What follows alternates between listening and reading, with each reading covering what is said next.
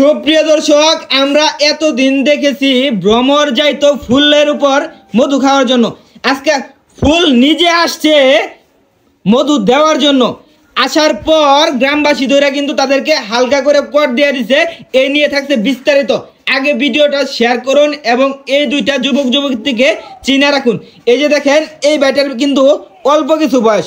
এই অল্প বয়সের পোলা, এই যে দেখেন আন্টির মনে হয় বয়স, আন্টি বলবো না আপু বলবো কিছুই বুঝতে পারতেছি না। ওনার কমপক্ষে 30-35 বছর বয়স হবো। এই যুবক যুবতী তারা কেমনে করে কট খাইলো? এই যে এলাকার যে বালা ফুলাবান যেগুলো আছে তারাই কিন্তু তাদেরকে ধরছে। এই ভাই, তোমরাই তো তাদেরকে ধরছো নাকি? আপনারাই ধরছেন। আচ্ছা, ধরার পর উনি কেনা ভাই এমনি কেনা? উনি হচ্ছে যে মেয়ের বড় ভাই। মেয়ের বড় ভাই। আপনি আপনার বোন কট খাইছে এটা শুই না আপনি আসতেন নাকি?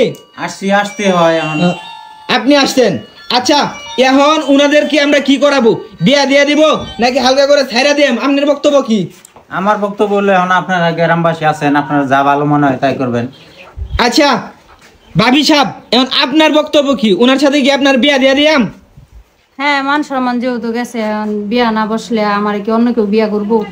মান সম্মান গেছে না? আমার ধারণা মতে এটা আপনি প্ল্যান করে আসছেন।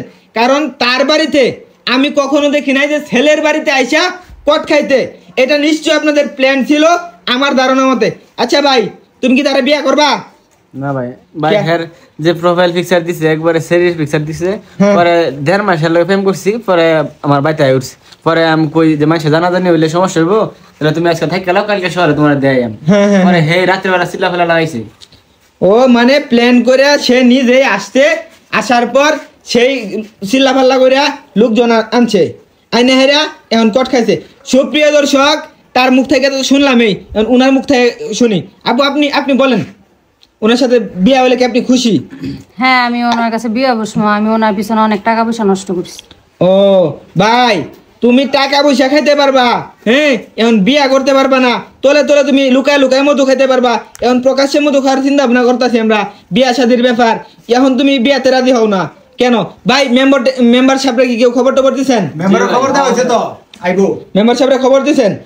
সুপ্রিয় দর্শক, মেম্বার সাহেব আসবে, আসার পর কিন্তু তাদেরকে বিয়ে দিয়ে দিবে।